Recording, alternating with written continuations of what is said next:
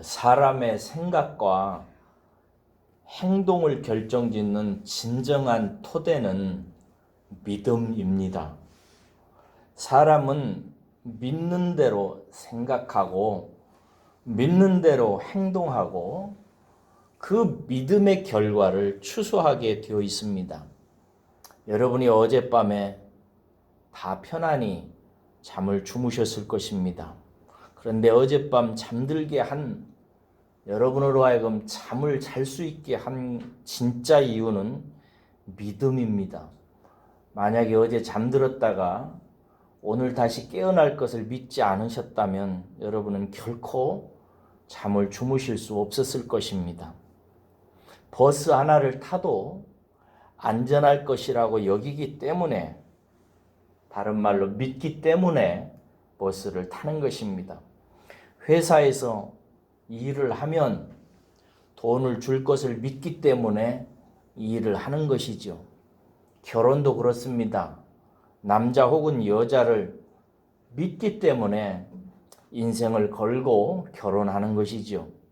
모든 행동을 가능하게 해주는, 우리가 잘 잊어버리는 정말 중요한 토대는 바로 믿음입니다.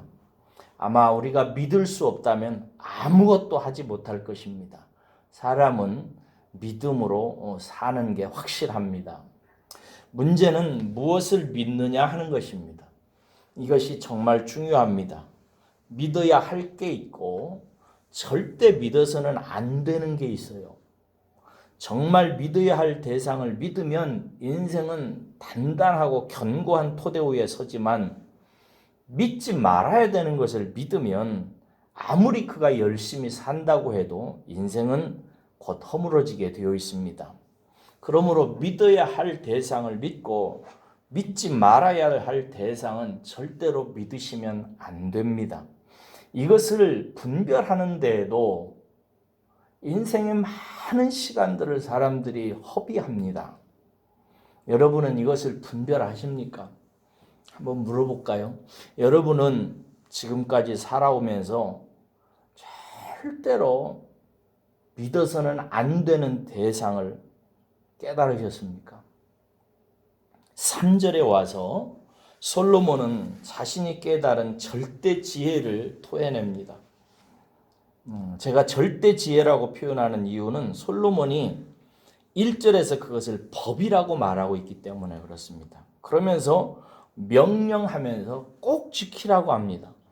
꼭 지켜야 하는 명령으로 나타낸 그 법이 무엇인가? 본문 5절에 보면 너는 마음을 다하여 여호와를 신뢰하고 내 명철을 의지하지 말라고 자신이 깨달은 인생의 한 법을 명령으로 던집니다.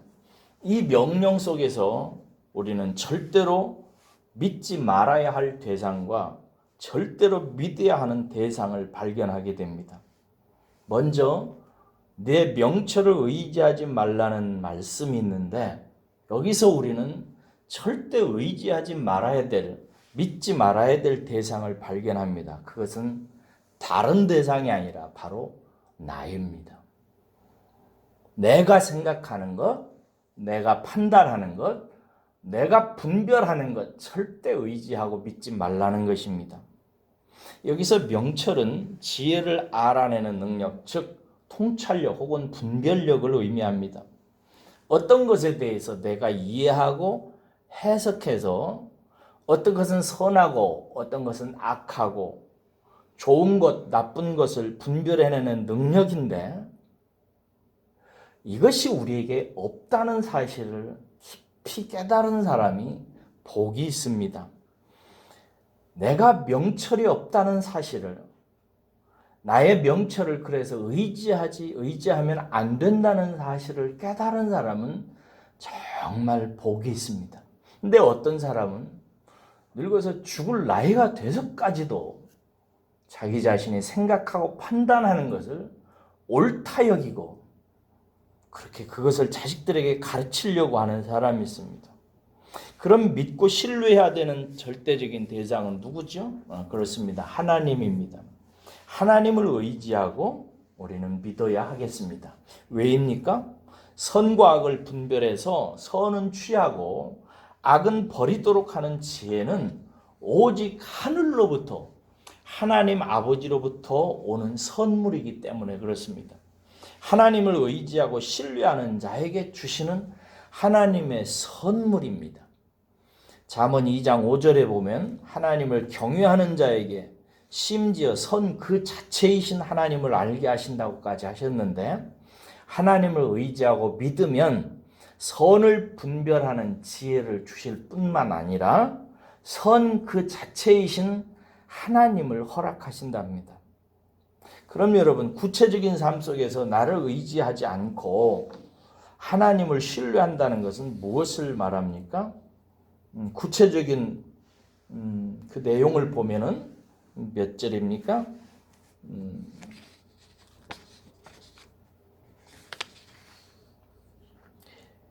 몇 절이죠? 6절입니다. 6절에 보면은 너는 범사에 그를 인정하라 라는 말이 있습니다. 구체적인 삶 속에서 나를 의지하고 하나님을 신뢰한다는 것은 이 말씀처럼 범사에 하나님을 인정하는 것을 의미합니다. 이게 무슨 말입니까? 무슨 일을 당하든지 그 일에 대한 그분의 존재를 인정하라는 말씀입니다. 그분이 살아계시다는 사실을 인정하라는 거죠. 그분의 지위를 인정하라는 것입니다. 모든 일의 주인임을 인정하라는 것이에요. 그분의 능력을 인정하라는 것이고요. 그분의 지혜와 능력이 나보다 뛰어나고 완전하다는 사실을 인정하라는 것입니다. 우리는 곧잘 내가 주인이고 내 생각과 내 능력을 행하는 데 아주 익숙합니다. 사업을 시작할 때도 그냥 내 생각과 내 마음대로 하지요. 결혼할 때에도 자기 판단과 감정에 의지해서 그냥 결정하는 경우가 허다합니다. 대학에 들어갈 때도 심지어 하나님께 묻지 않고 결정하는 경우가 허다합니다. 어떨 때는 기도 제목을 보면 기가 막히는 경우도 허다합니다. 자기가 당한 문제나 사건에 대해서 자기가 다 해석하고 해결책도 자기가 다 내고 그 문제가 해결돼야 될 시간까지 다 정해놓고 그리고 하나님께 그것을 행해달라고 말합니다. 마치 하나님을 능력만 많이 가지고 있는 종을 대하듯 대하는 경우가 허다합니다. 여러분, 우리가 마음속에 정말 깊이 고백해야 되는 게 있어요. 그것은 우리 하나님이 살아계시고 그분이 나의 주인이시며 그분이 나보다 지혜와 능력이 뛰어나시고 명철하시고 지혜가 한량이 없으신 분이라는 사실을 인정하는 것입니다. 그래서 그렇게 인정하지 않는 삶에서 7절에 보면 그러한 악에서 떠날 것을 권면하고 있습니다. 그렇게 모든 일에 대해서 하나님께 인정을 드릴 때 하나님께서 우리에게를 지도하시리라 라고 이렇게 말씀하고 있습니다. 6절 하반절에 보면은요. 여기서 지도한다는 말은 장애물을 치워가지고 평탄하게 한다는 뜻입니다. 우리가 가는 길에 모든 장애물을 다 치워서 우리 가는 길이 평탄하도록 하신다는 그런 뜻입니다. 우리가 만약 하나님을 경외함으로 하나님을 의지하면 우리 인생 가는 도중에 모든 장애물을 하나님께서 치워주시고 평탄하게 그렇게 해주신다는 것입니다. 최근에 저는 어떤 분의 상담을 받았습니다. 삶이 이리 꼬이고 저리 꼬여서 어떻게 해야 될지 도무지 모르겠다는 것입니다. 힘들어 죽겠는데 뭘 어떻게 해야 될지를 모르겠대요. 그리고 자꾸 하는 말이 죽고 싶다는 것이었습니다. 제가 이렇게 권면드렸습니다. 조용한 곳에 가서 쉬라고. 푹 쉬라고. 그리고 당신의 인생의 주인이시고 도움이신 하나님께 나아가라고. 그분은 우리보다 더 사랑이 많으시고 지혜와 총명과 능력이 많으신 분이시라고. 그분이 살아계시고 우리의 아버지시고 우리 인생의 주인이시고 우리의 산성이시고 우리 도움이시라고. 그분께 나아가라고. 그분을 믿고 의지하라고. 그러면 반드시 그분께서 도와주실 것이라고. 그 결과에 대해서 오늘 8절에 이렇게 말씀하고 있어요. 이것이 내 몸에 양약이 되어 내 골수를 윤택하게 할 것이다. 여러분, 얼마나 복된 말씀입니까?